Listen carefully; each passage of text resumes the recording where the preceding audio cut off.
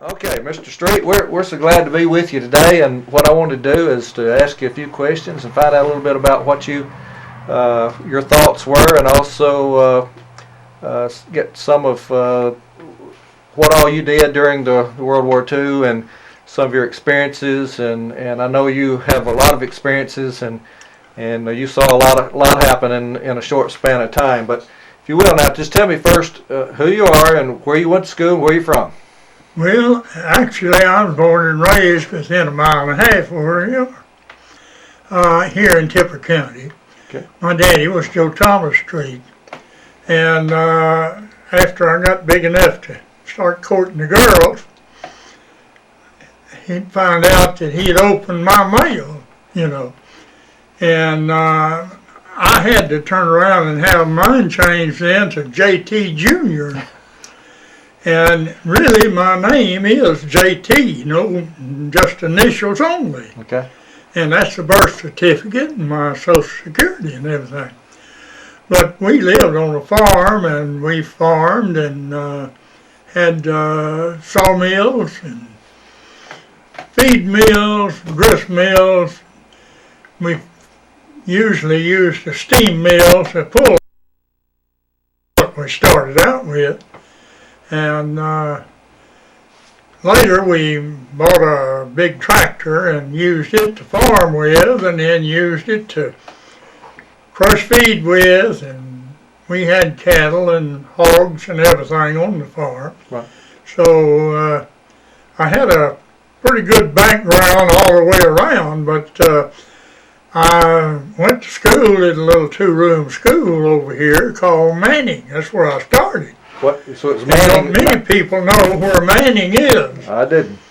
But there's no indication now of being a school there. But then later we moved to east. Well, actually you had to go around Ripley to get back in there. But my granddaddy Davis old farm over there, my daddy bought that, and we had to build a house and everything, and we farmed that up till I left to go to service. And when I left and went to service, well, my daddy he couldn't handle all we had because he was getting old, and he had asthma just like I've got it. And he would get down sometimes and scare us all to death, but he'd eventually get up. But we didn't like that at all. So you were living east of Ripley when war broke out? No, we were off of the Antioch Road. I'll put it that way. Okay. There's Matlock Creek that goes up through the bottom up there, and it goes to White Springs up behind, the Flynn Reed place, so to speak. And we lived in that bottom there. And my granddaddy Davis's old place, and we didn't inherit it, but it was in probate court for a long time. And finally, they got together and decided to do something with it. Okay. Wound up and my daddy bought it. And we was there most of the time. Okay. We moved there in 1934. And you were still living at home then when war broke out in 1941? Yes, I was still at home. I was getting back to school after we moved over there. They had a little two-room school over there, but we didn't have a one teacher over there, and it was known as Doxy. You may have heard of it. I haven't heard of that. Well, a lot of people have heard of it, but a lot of people haven't. Claude Akins Jr. built his house right where the old schoolhouse was. And I had several brothers and sisters, of course, that didn't have any way to go to school to get a better education. And my daddy got you Mr. L.E. Horton was the county superintendent of education. And my daddy got with him, and they got up a school route over there, and I would go all the way from where we lived over to Antioch Church. You may know where Antioch Church is. I know where that is. Well, I went to Antioch Church, and they still had a school there. And I would take some of the children that was on the way between here and there. I would allow them a ride, you know, and then if they were home when I went back, why, fine. If it wasn't, I'd bring them back home. But most of them I picked up, brought all the way through Ripley and around through over here at top Stubbs Hill, went across over to Manning, and I picked up several over there. And Palmer School had a school bus that was running to Palmer. But I was running mine to Shady Grove up here. So we run over the same route that much. Right. And I drove the first school bus in the county, I think. So we had a route, and we just put an old homemade bed on it, and some of it's not worth telling, but some of it is real funny. If you know how people would do while sitting in an old bed, if you got sideways. I brought them. We had some kind of a musical program up here at Shady Grove one Friday night, and I brought them up. And on the way back, I run across a rough place. Back then, we didn't have paved roads, and I run across a rough place, and some way it jolted my lights out. Anyway, my lights went out. And the guy sitting right behind me had a long 5-sail flashlight. And he shined that thing right on the windshield. You couldn't see nothing, you know, it just blinded. And I kind of sidled off of the road. And as I went down off of the road, why, the bus tilted a little bit. And everybody on this side fell to the other side and turned the bus up on the side. And, of course, I got a good scare out of that. One girl started hollering, "Oh, it's on my head." And it was a big, pretty good sized fella, fleshy and all, had fallen on her. And then somebody on him, and he couldn't get up. She was hollering, "It's on my head." And, of course, it scared me so bad, I jumped out. I went around and raised this thing up a little, not much, but like broke my back. I paid for that since then, but we had about the first radio out in that community. And people would come on a wagon for 5, 6, 7 miles, and they would come on Saturday night and stay there to hear the Grand Ole Opera. Mm-hmm.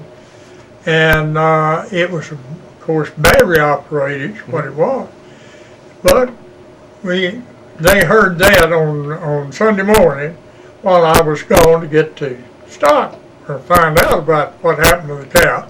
I found her and brought her on back to the house, and they told me about it then, and it was probably 8:30 at that time of the day when they told me about it. Well, what was your thoughts at that time? Well, we've got to go get them. We've got a job to do, and let's go get them. I had several good friends that had already been called and volunteered, you should say. I could name you, I guess, 15 or 20 that had already volunteered, and I was in school, or I would have, and even when I got out of school, I could have been deferred and went to college. But you know, when you think of something like that, you don't think of how to get out of it. You think, let's go get it over with. Yeah. That's one of your biggest thoughts. Well, when did you join them? So I didn't join until, well, in 1943, Really? April 1943, I finished high school. And I finished on Friday night. And Monday morning I went up to Ripley, and they put us on a bus to Camp Shelby. Okay. So that's how quick. Pretty quick. And we come out of that. Quite a few of you out of your senior class do that. Sir? A lot of guys out of your class do that. No, believe it or not, I was the only one in my class that went that quick and so forth. Of course, several of them went now later. Right. But of that particular call-up, they had different call-ups. In that call-up, I was the only one in that class. Some of the others is people that I knew through the county. And at one time, it may sound awful to you, but at one time I could tell you just about everybody in the county. And it was good to know that you had friends east of Ripley and west of Ripley and Faulkner and Walnut. Do you remember? And well, you wouldn't remember, but we had something like 17 or 18 high schools in the county at that time. Wow. If you remember that. And you had Blue Mountain and Ripley and, Ripley was a separate school district. But we had Blue Mountain and Palmer and Shady Grove and Faulkner and Walnut, Cleveland.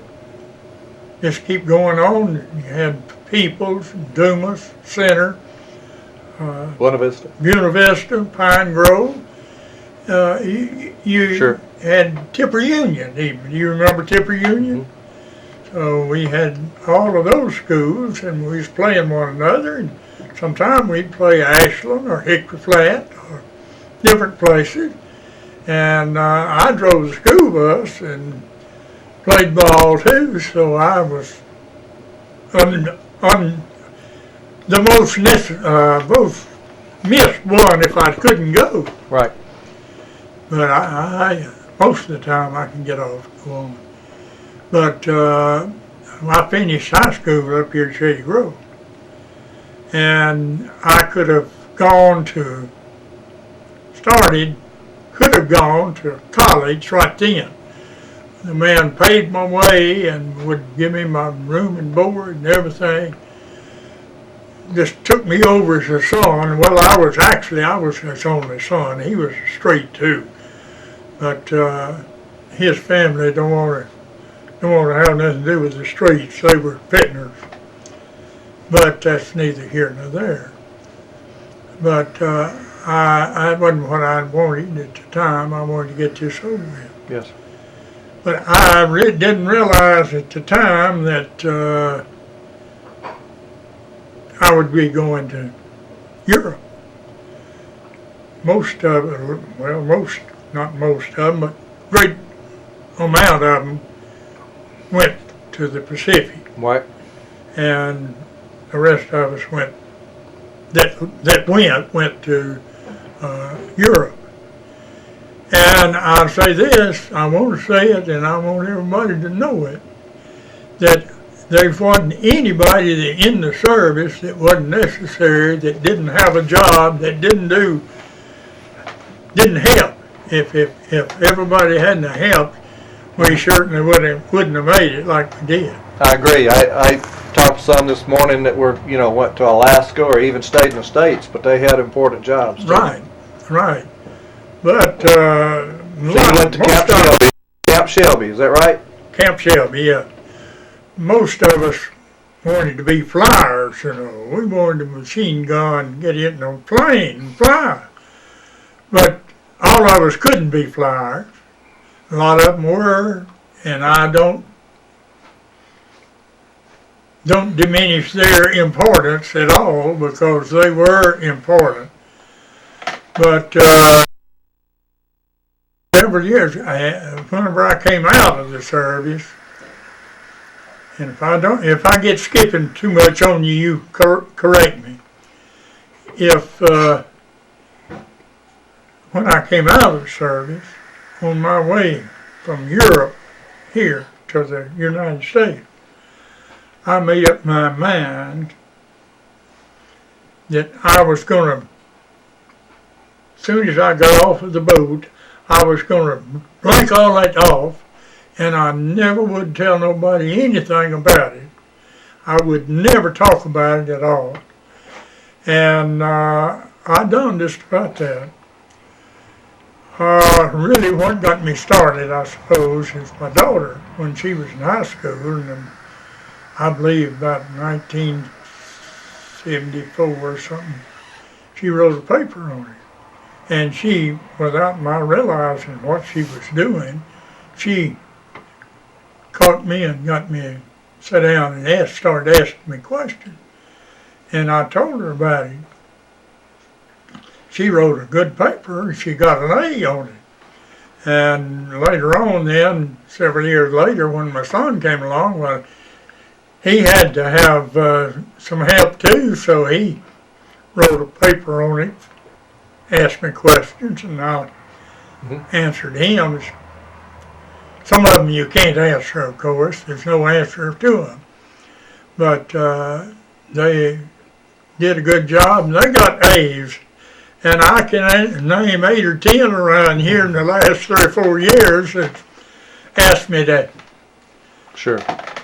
for an interviews, and I've tried to give them all the help I could. Well, our whole purpose is to try to get as much history as we can down on tape and everything for future generations. There's people don't understand what all you've been through and what all you've done for us here locally and the nation and everything. And that's one of the reasons we want to make sure that you're able to tell it in your own words what you've been through.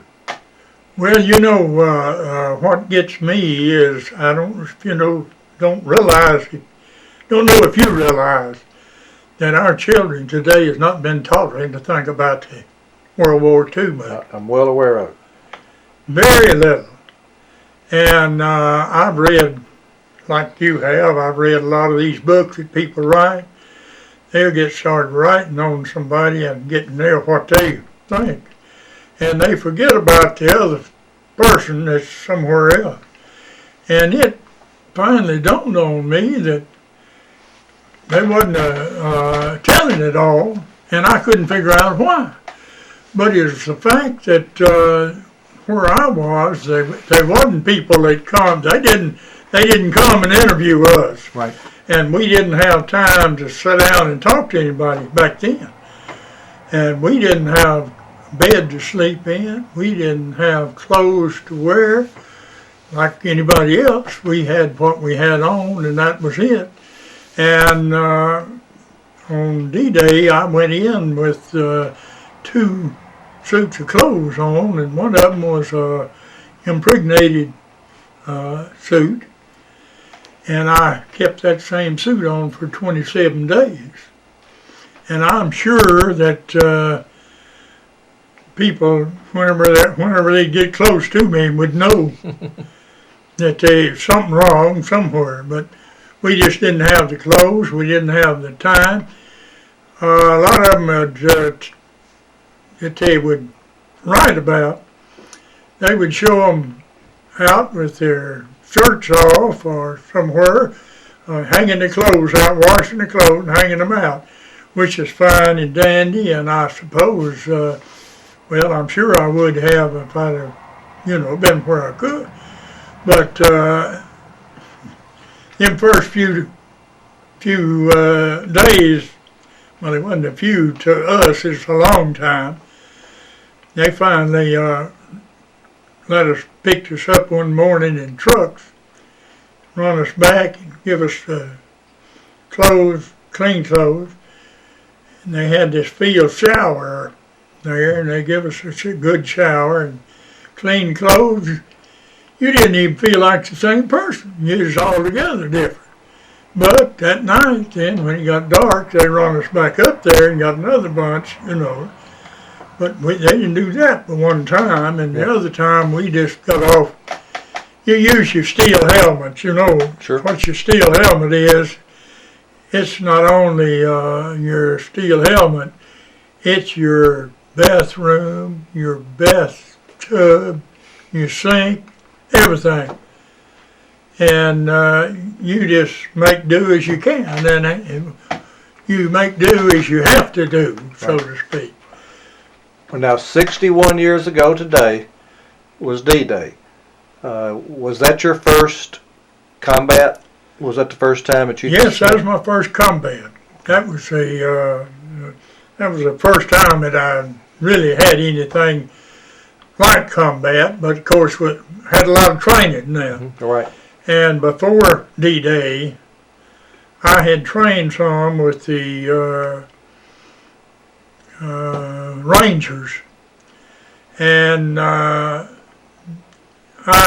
happened to have been on a couple of patrols with them and so forth. Okay. You remember the cliffs? It was so high and everything. I went over there before the invasion with these auger type things and drilled holes in that thing, and you take pegs, put them in a pouch, stick them pegs in there, walk up the holes. But what broke all that up was the fact that the Germans found out that they were having a mock invasion down on the little island down there in the English Channel. And nobody knew that, but just a very few. But we lost nearly 8,000 men right there that day. Wow. And they got nearly all of the landing crafts we had. And we wound up having to use the English landing craft on the invasion that nobody really knew anything about until later. But the U-boat slipped in on them and sank, I believe it was 43 of those landing craft. Wow. And got around 8,000 men. But they didn't, you know, you can't put all of that out. Right. Now you came in on a landing craft. How many was in your landing craft when you landed? I want to say there's about 34. Okay. You'd get off of the main ship, of course, into one of them, and then you'd stand up. Just all you could stand in there, and I don't know what. It's just in my mind that there's 34 of it. Okay. But I'm not sure. That's okay. But I was about 4 or 5 rows back there, and they let the tailgate down just like on a pickup truck. And you go, you're standing here, and they let that down, and these others stand here, and these others walk out, jump off, and then after they jump off, you pull up one, and then these go. Right. That's the way you went off. And I could look out there and see that they jumping off and they wasn't coming up. And with all that weight, man, I can't hardly swim without anything on. And that was getting to me. And as we got up there, you got people all around you. I just reached down and unbuckled. You know how your cartridge belt is buckled. And your bandoliers and all that, it packs hanging on. And I just got down here and got it loose.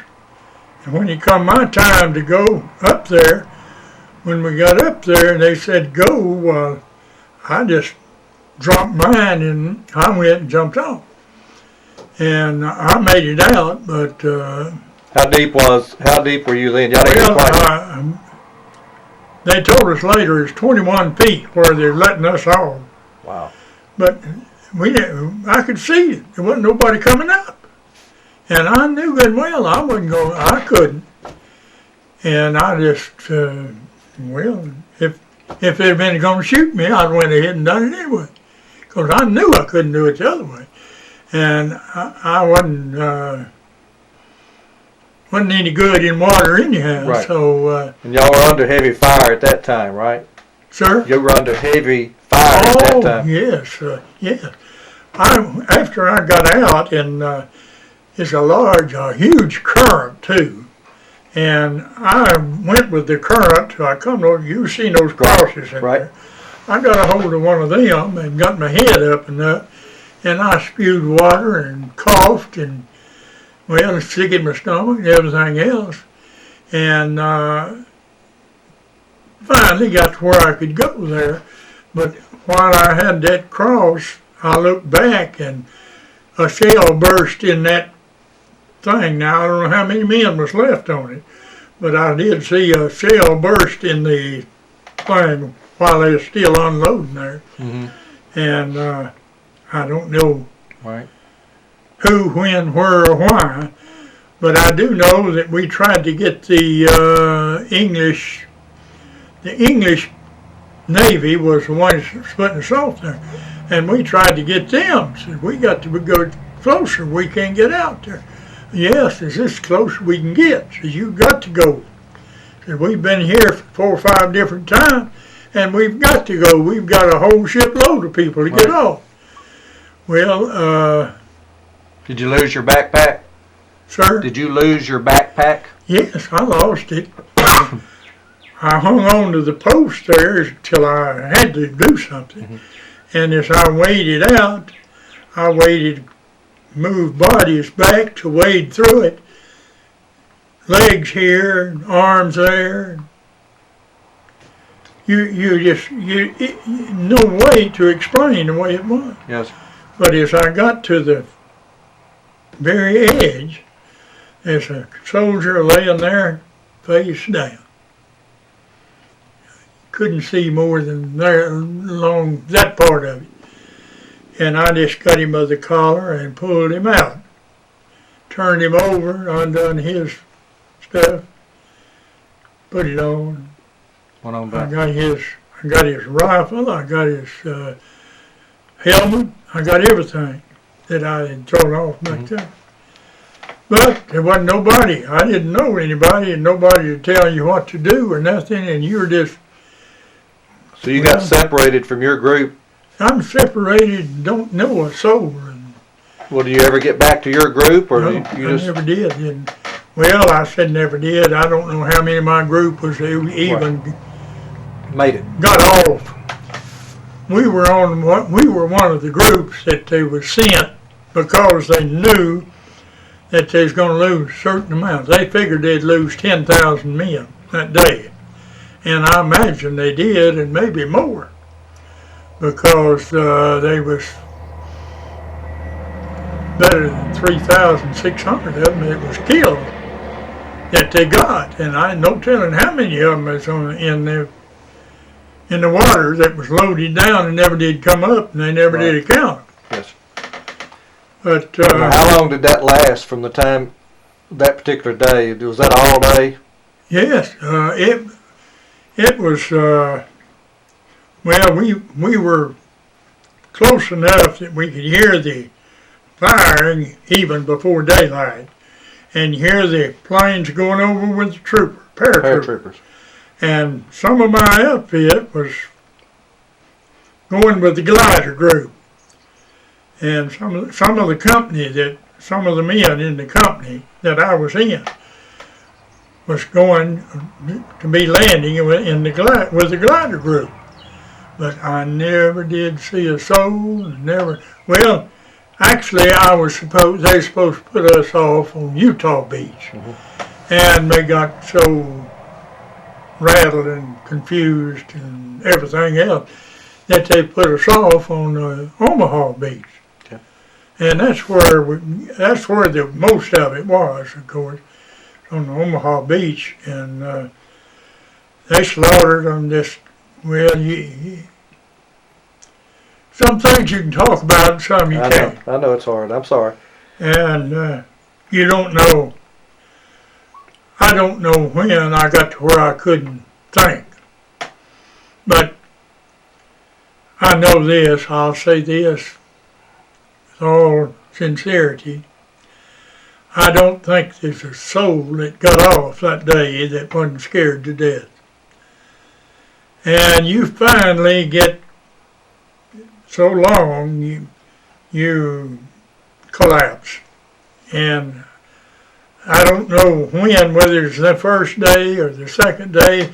I remember when the sun was going down, I still hadn't got over the wall or whatever you call it, where the water was coming up.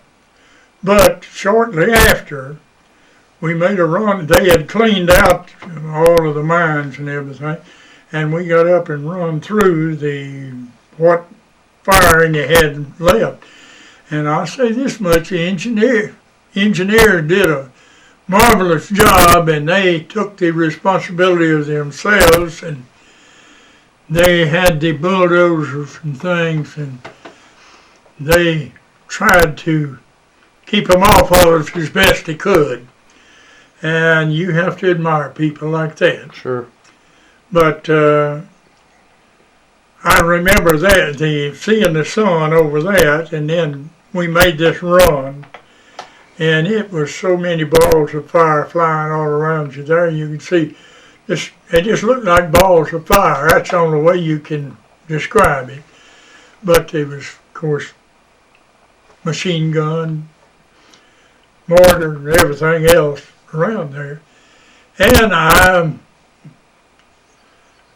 want to say this. I never would have come back if it hadn't been for God, because he was the one that brought me back. There's too many failed by my side that didn't get back. Right. I don't know why he picked me, and I'm not going to question it. That was his doings. That was his decision, and I'll live with it. But I do appreciate it, and I'll thank him every day. Well, that was, of course, as you said, you don't know how many days it took, but you finally made it through that. Well, I said a while ago, I believe that the first 27 days, it took the 27 days before we ever had a relief day. And I can't tell you just exactly when we took the Cherbourg Peninsula, because you'd hear a rumor today, well, they've reached out the banks. We've got to hurry up and catch it. And that was the come on that the officers gave. Mm-hmm. And when they got through the Cherbourg Peninsula then, they pulled us back up towards St. Lo. And we were bivouacked there. If you know what bivouacking is, we slept in pump tents. And pretty nice. You could have your blanket roll there and dig a trench and put your pup tent over it, and that's pretty nice down in there. But boy, when you got out of that and went somewhere else, you had no protection. You had no. You think, well, as soon as night comes, well, we'll get a rest. You didn't. No rest for the weary. And that was one of the things that the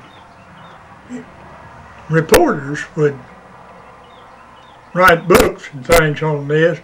They would interview these people that had different jobs. And a lot of them, well, take an instance. We know that the bombs had to go and the Air Force people had it. But the Air Force people would load up in the morning. They would go over the channel, drop the bump, and as soon as they got halfway back, well, then they're out of danger. They got to go take a shower, change clothes, have a good night's sleep, have a bed to sleep in, and you didn't hear nothing about that. They didn't mention that. But some of us, we didn't have it that good, I'll tell you. And it makes a lot of difference, and I'm not criticizing any of them, and I know that if I could, I'd have gone in their place and let them swap with me, but that wasn't the way it was. Right. I just have to take it as the way it was. What was your next, you went from there then to where? What was your next battle that you went to? What was the next battle you went to? Well, the next battle, we had to break through at St. Lo to get through France. Okay. And my outfit went south of Paris. I never had, of all the time I stayed over there, I never did get to Paris. Okay. But my outfit went to the right of Paris, and we got to Spearhead Division. That's where we got the Spearhead name, was we were spearheading the drives through that. And we broke through, after we broke through at St. Lo, we had an awful time of breaking through. The Air Force again had the advantage of us in a way, because we were on the ground and they were up here. And they'd start dropping bombs, and they had raising a big dust, and they thought they'd drop smoke bombs, and they're supposed to, according to the forecast, the wind was from a certain direction at a certain speed, and they got to calculating that and dropping them. Well, instead of the stuff blowing away from them, it started blowing right there. They just come right back. We knew that they were getting it. And by the time, back then, the communications was so bad that they'd done it, dropped shells behind us before we ever got it stopped. But, I mean, you hear these friendly fire deals, and you know why they done it, but the people don't understand it. But that's why it is. Your communications then wasn't like they are now, by no means. And when we got out of that, well, we headed out and crossed the Seine River south of Paris there, and you'd think, well, we are out here in this hedgerows, we can find us a good place to sleep. And you couldn't sleep. Bombers had coming over that night, and they brought a bunch of personnel bombs. You know what a personnel bomb is? It's a little old bomb like this. It goes down and sits down, kind of like a spider. When it's tripped, the weight of it holds it open. When it's tripped or moved, that's when she explodes, and then the shrapnel goes everywhere. And it sounded like you've heard, I suppose, somebody hauling coal and put it on top of a chute that's got tin on top of it. Mm-hmm. Well, that's about what it sounded like when they was dropping the bombs over it. And we didn't get any sleep for 2 or 3 days, and I don't remember when, or where, or how, but at one point after the invasion, after the first couple of days of the invasion, I woke up one day with a man on one side and one on the other holding me up or walking me down the road. And I come to as we walked along. I don't know how long I've been asleep. I don't know how long you get to sleep, you know, how long you have to before you wake up. But it's you're really scary whenever you do come up, because you wonder, well, how in the world did I get through that? And that's sometimes you have buddies, and that's some of the times that they really helped you out. Sure. And that was my helping out. But it feels strange whenever you're walking down the road and you're coming awake and wondering what's going on and how long it took and so forth. But that's some of the things that nobody has been able to explain yet. Okay, so you went. You're still in France. You're still in France. Oh, yeah. And that is this still in the summer? Is this in the fall of '44, or do you remember? That was in the, well, it was in June of '44, and I believe about July 44, sometime in July is when we made the breakthrough at St. Lo. Okay.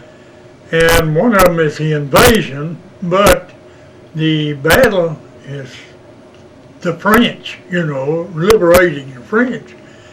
And that's part of the same battle, and we took the lead in it, and we went up through France.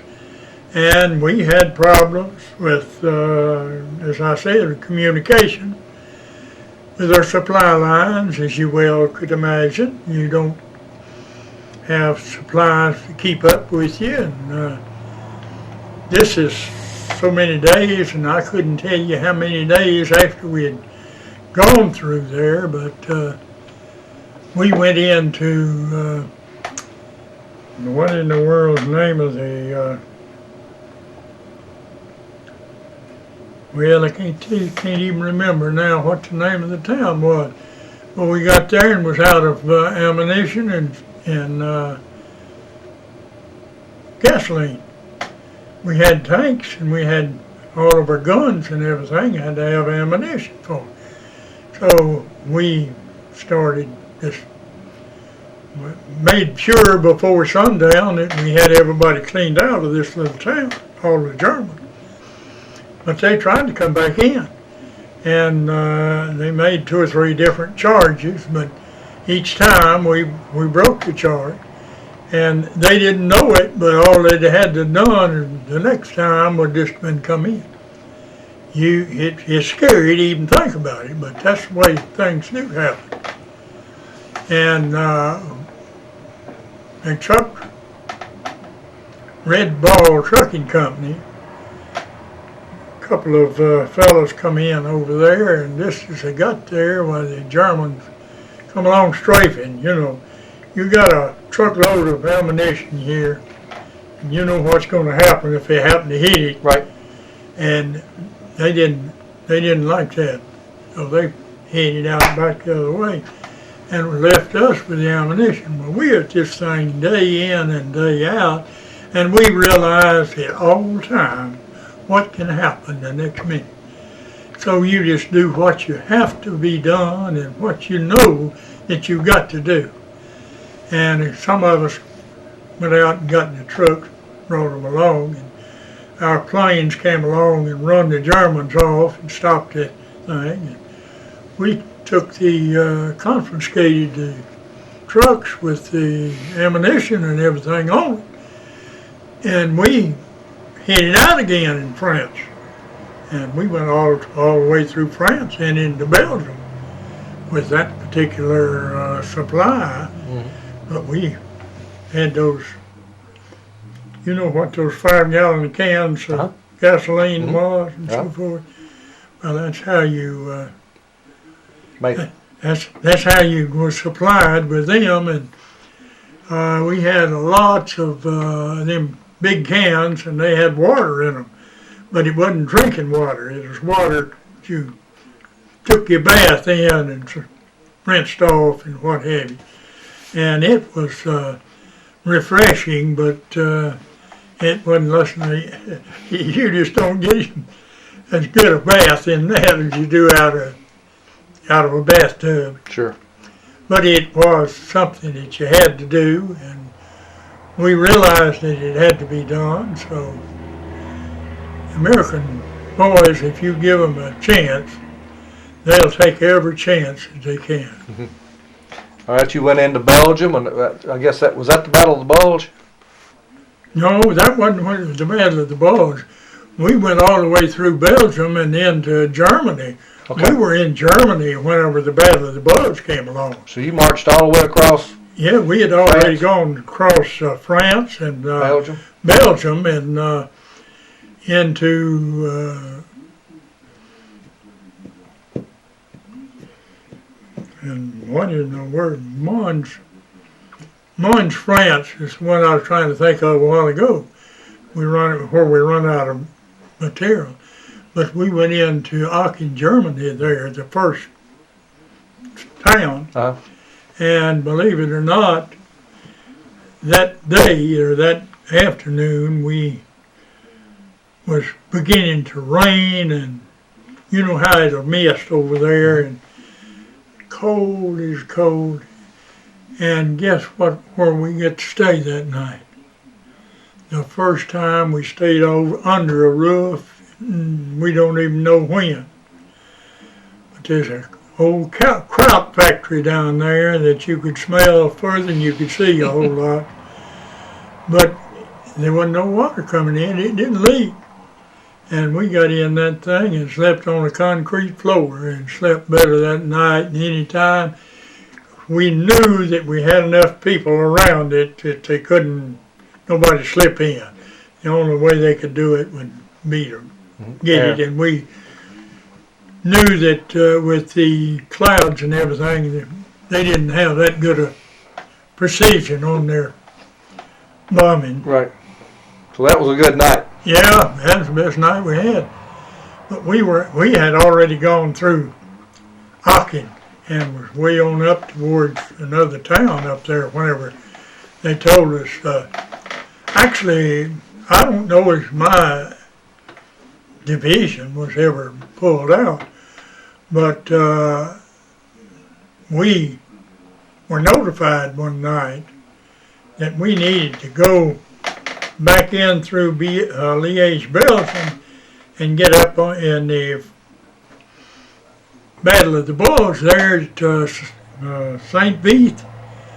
The 7th Armored Division was up there, and they were trapped, and they had them cut off, and they didn't have enough people left to pull out, so they got 26 of us from our outfit up there to go back through and go in there and just give you an idea of probably what it looked like on the particular map that I was looking at. Kind of like your thumb, it goes in and out here and then around. And all it was, just had to cut that off right there.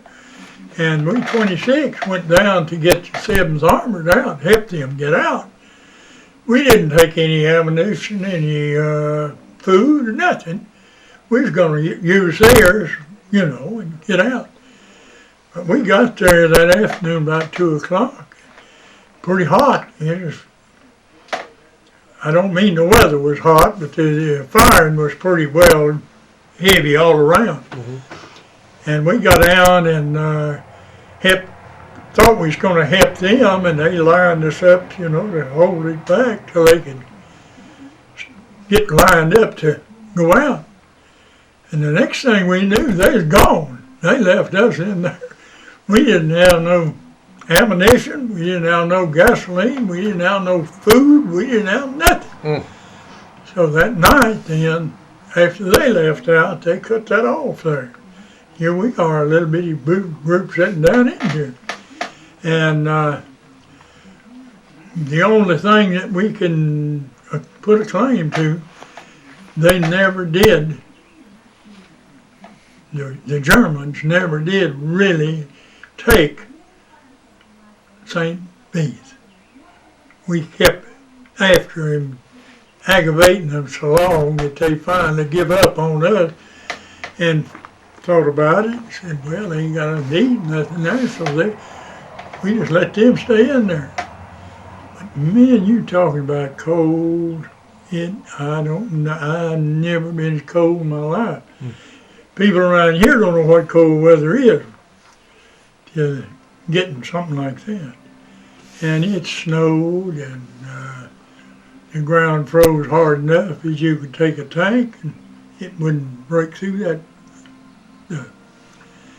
So we finally got the idea that we had to get out some way. So on Christmas, 24th December, and they cut us off the 16th of December. And the 24th December, we had to get out because we didn't have enough of anything left hardly to get out with. But we fixed a lot of the guns and tanks and things where they were inoperable. And the captain come around and said, word by mouth is what we go by. Don't anybody do anything that you hear to do over the radio. Because we had done and found out that they were monitoring. Mm-hmm. They knew that we didn't have nothing there, and they were just waiting till we give up. So he said, we will tell the Germans, just like we didn't know that they were monitored. We're going to report on over radio that we're going to break out up this ridge tonight. So we had a day or two before been making arrangements so that we could go up here and go across, and we cut saplings about so big and laid it up and down the ditch. Oh, the ditch wasn't but about 5 feet wide, but a lot of saplings around handy there. We cut those down and put them in that. Now, when they're froze, well, you don't have to hit them much. If you get a little bit of price on it, you hit that thing and it popped like everything, as you well know. They're not hard to cut. We cut enough of them and laid them down in that thing.